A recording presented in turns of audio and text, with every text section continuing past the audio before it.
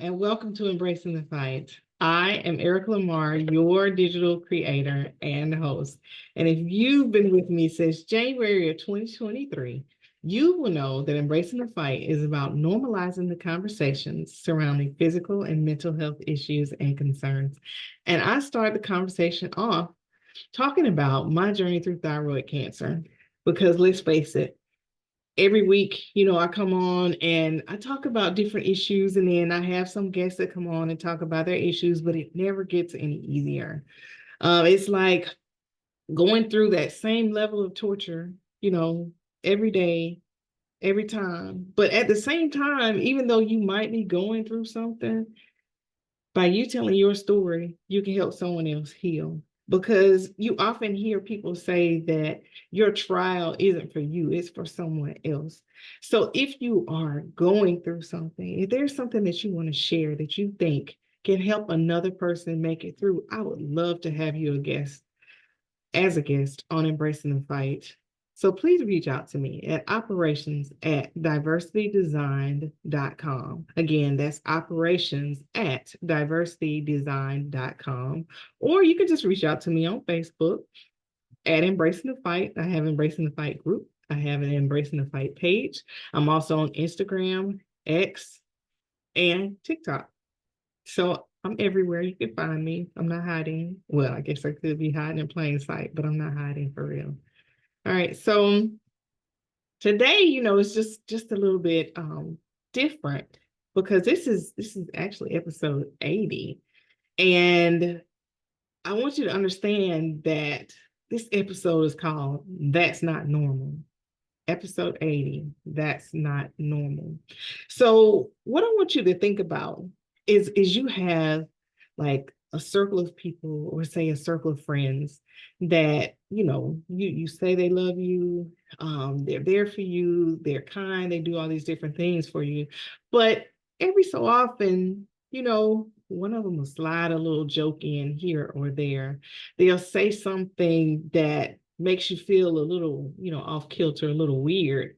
But at the same time, you're telling yourself that this person is my friend. They love me. They care for me. Well, I'm here to tell you that's not normal. That is not normal. So if a person truly loves you and truly cares for you, they won't take times to jab at you, even if they're joking, or jab at you in an area that is sensitive. Let me give you an example. I was watching these two ladies on Facebook, and they were just, having a regular old conversation. They were two older ladies, and they were talking about, their dating lives. And I guess they had been friends for like, I don't know, 25, 30 years. And they met like at work. So they had been, at this particular job for years before they even met each other. So, they retired now, and they're at home doing what they do. Well, one of the ladies is married and the other lady's not married. So they were just talking about, the joys of being free, from work. And the one who was married turned to her friend and was like, well, if you had kids, you would know, what it was like to have, the joy of your house blowing up, and of it being dirty, and of things being crazy and all this stuff like that. And then just maybe 2 seconds, you could see the sadness in the other lady's eyes. And they just kept talking like regular. But deep down, maybe that lady was saying, what if I wanted all of that? And you're my friend, and you throw that out, to make it look like you're joking on your situation, when you're really, ridiculing and trying to harm me in front of this huge platform of people. It's like that lady really, isn't her friend, but who knows? Maybe she didn't mean anything by it. But like I said, you could see that hint of sadness, in her eyes. So don't let the way that people talk to you become normal. The way you feel you should be treated or respected is your normal. So whatever you allow people to do and people to say to you is what disrupts, that normal. So when you are at work, for instance, if you have a manager that is constantly, overlooking you, going past you, or trying to do, all these different things, because I can say I had that. And I never, really voiced, the issue directly to the person because I was just, consigned to the fact that he was an idiot, in my mind, that he just didn't know how to deal with someone that had the level of intelligence that I was dealing with. That's what I told myself. But then I realized that he thought that was the way that I should be treated because that was his normal. That wasn't my normal. I wasn't used to being ignored or being marginalized. That just wasn't, in my repertoire. And once it started coming, I was like, I would be, fighting it. But I never specifically said to him, this is not right. You shouldn't do this way, that way. But I did speak up once he decided, to put me on a performance improvement plan. And if you read the performance improvement plan, it sounded like someone, and I hate to, make third graders look bad, but it seemed like a third grader, wrote this because it didn't have a full description. It didn't have any specific instances where I had done anything wrong. And when I asked him to, kind of expound on what, he had written, he had no examples. He had nothing. And HR, they, it was like, oh, okay, we fine with this. And at first they were like, oh, well, maybe it's just a misunderstanding, but no, they stood 10 toes down with it. And because they did, I stayed and I fought. And in that became normal, to me. It became normal to have to speak up, speak out, to fight. It became normal to question, everything. It became normal to feel like, oh, I need someone else to have, eyes and ears over here because they're going to have a meeting, they're going to do this, they're going to do that. And I'm not going to know anything about it. And it's going to affect my team and it's going to make me look like I'm incompetent or that I don't communicate well when it was designed to keep me out. And that was the normal that I was living. Now it's quite different because I don't allow that to be impressed upon me anymore. That person is gone, number one. But the people now, if I just go, into their office and state whatever I need to state, it's not a whole lot of question behind it. It's okay, well, send me an email with more detail or whatever, in it. Or let's have a meeting and bring the other party in so we can talk about this. Even though it might still be, painful to have to deal with some of that stuff, it's not as painful as being marginalized and left out when you know that you're just trying to make a difference, where you are. So then when you think about your personal life, think about your work life, you don't want your normal to be painful. But what about when it comes to your health? You had a nagging pain for 2 years in your lower left side. Oh, there's nothing wrong here. Maybe I'm just, having a little problem here or there. But then you find out that you actually have like, I don't know, colitis or something. I know that it probably picked the wrong organ on that side of the body, but just go with me. Just pretend if your colon's on that side over there. Imagine, what could have happened if when the first time you felt that discomfort, that you knew that wasn't normal, that you decided to do something about it rather than continue to deal with it and deal with it and deal with it and deal with it until it became something that you couldn't stand anymore or something that could potentially, take your life. So what I want you to do is start thinking about the things that are not normal. Don't lower your expectations. Don't lose sight of what your normal is, because if you're just operating around normal and you're never, exceeding that, but you're always just, right there on normal, something's going to take you below your normal and it's going to feel like normal, right? So imagine when it comes to, say, exercise. Normally, You do 30 minutes a day, right? One day you do an hour, but then the next day you're in so much pain because you did 30 minutes more than you did, the previous day, that you take 2 days off. So your body starts to heal and you rest and you feel good. Then you don't go back to exercising because you allowed yourself to fall below this normal, and it became okay. Because when you exercise more, you brought yourself pain. But when you didn't exercise at all after you exercised too much, then you became comfortable and your body felt fine. Now, you keep looking in the mirror thinking that, the pounds are going to fall off, and it doesn't happen. It's like that because you have to work at your normal or above your normal. You have to burn more calories than you have to burn more calories that you eat than, you know, what you oh goodness, how do you put this?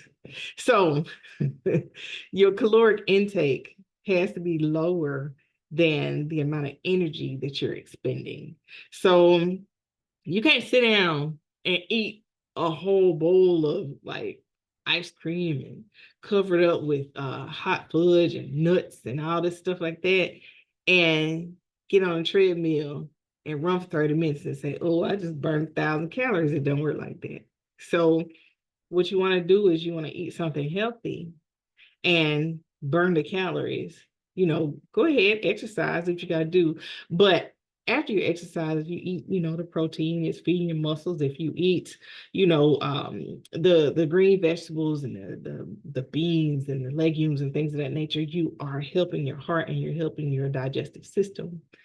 But when you start eating those empty calories, all that sugar, or better yet, if you filled up with salt and your body is retaining water, then it's even harder for you to try to lose weight. So you need to eat stuff that's going to help you. So normal should be, eating, let's say 1,500 calories, I take that back. Depending on the weight that you're trying to maintain, look at what your caloric intake should be. There are lots of calculators out there that you can go and look at, online, and enter your information, and they can tell you, what you should be eating if you want to lose weight. Because truth be told, the best way to lose weight is to eat right. I mean, you could run yourself to death, sure enough, but if you eat right and run yourself to death, you'll reach your goals much faster. Because that makes me think about when I was in college. I used to love, when I say love, to eat at the dining halls, because you can eat as much as you want. Go back, get some more, you just swipe your little card, eat, no problem. But I also played tennis. And when I say that man, Coach Freddie Lawrence, ran us to death, I'll give an example. My college roommate and I were talking about this a couple of days ago. He made us run before the crack of dawn. And then we would go to the weight room and we would lift.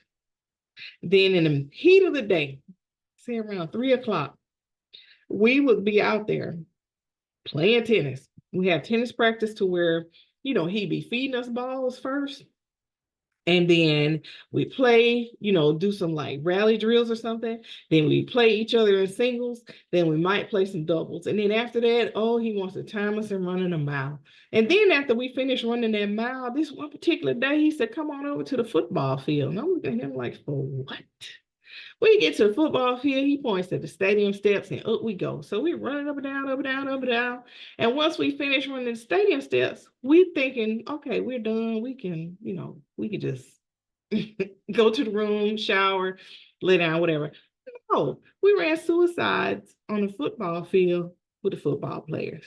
So imagine all the chocolate cake, all the ice cream, all the stuff that I had eaten, all day, with that level of exercise and foolishness in one day, of course, I burn it all. I needed those calories, to survive. Now, was I eating all empty calories? No, I was still, enjoying the collard greens and things of that nature that you can enjoy at a HBCU, which was South Carolina State University in Orangeburg, South Carolina. Go Bulldogs. But and plus, I guess I was young. My metabolism was high. I could, sneeze and lose 10 pounds. Now I sneeze, I might gain, who knows? But either way, in order to keep your metabolism up and stoked, you have to feed the fire the right stuff. You can't just be feeding it, whatever. So don't let fast food become your norm, because that leads into health issues that you could have avoided. Because honestly, now that I've been doing this low iodine diet, a lot of people have been telling me, oh, your face is smaller, your neck is smaller. And I got one person that thinks he's so funny. He says, I'm not going to tell you whether you're doing good or not, because whenever I tell you you're doing good, you revert. I'm like, really? That's what we're doing? But anyway, since I've been doing it, I've noticed that the pain that I was having in my knees is gone, because apparently the sodium or salt, iodine, whatever, it was holding swelling and just fluid on my knees, and my knees look normal now. And I did have a problem with my elbow and my wrist. They were swelling and they were sore, and I was like, what in the world is going on here? I was starting to have, some small headaches. I was getting extremely tired again. And at first I was like, oh my goodness, I know my numbers were looking a little weird with the thyroid cancer, but now that this salt, it has literally been reduced, in my body is like, okay, we're good. My joints feel fine. I don't have, any weird aches and pains. I don't have any of the stuff that I was dealing with when I was eating fried this, fried that, fast food this, fast food that, ice cream this, ice cream that, um, all kinds of eggs. I was just eating whatever I wanted to eat. And I had the nerve to go to the gym. I had a nerve, to play tennis. And since starting this, and I know I said last time, I think I said it was the 26th. I actually looked at my Fitbit to see when I started the low iodine diet. It was actually on the 28th. And since the 28th, now I have lost a total of 7 pounds. So, they say you're supposed to lose about 2 pounds a week. Before, I was losing like maybe a pound a month, if I lost that. But now that I've been doing this, it's made a difference. Like my blood pressure is much more normal, and my hands don't tingle and they don't swell, none of that. I had gotten used to my body feeling this way, and that was not normal. So now that the salt, sodium, iodine, all that, now that that's being cleansed out of my body, this is what normal feels like, and it's only, up from here. So how will you recognize, what your normal is? Because what is your normal? What are you sitting there, contemplating or suffering with?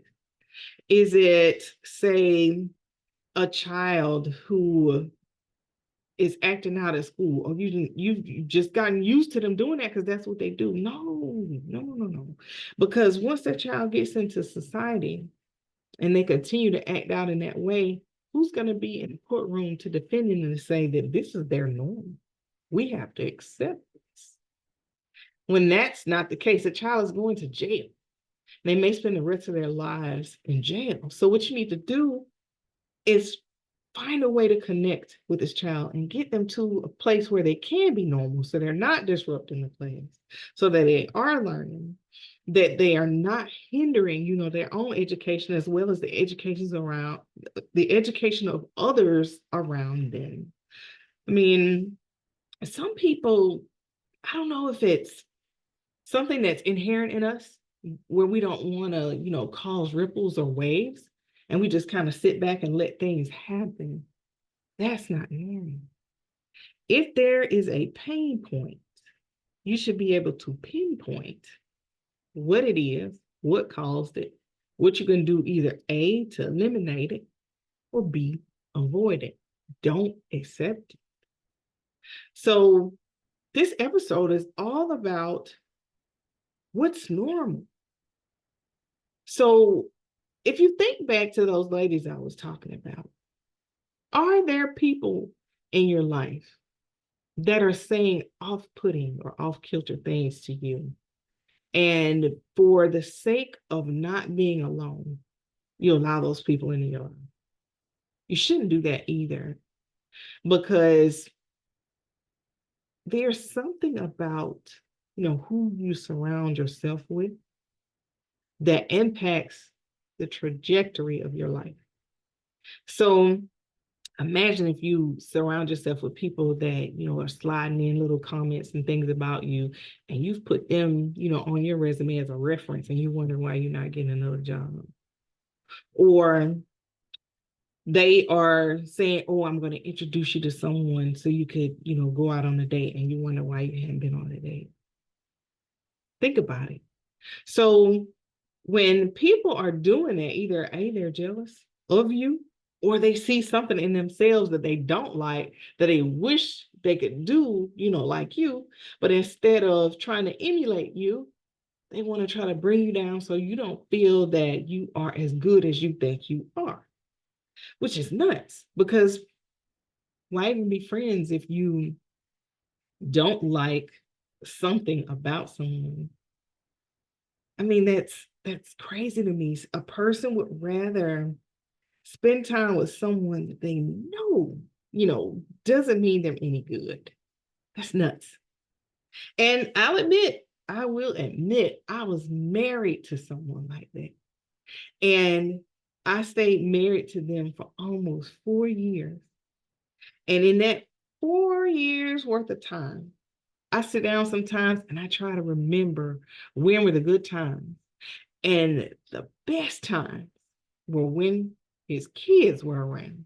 I cannot think of one solitary moment where I was sitting there saying, you know what? I'm saying after we got married. Before we got married, he was awesome. But after we got married, it's like he flipped the switch and the good, nice man was gone. It was like, who are you and where's my husband? But I sat down and I said, you know what?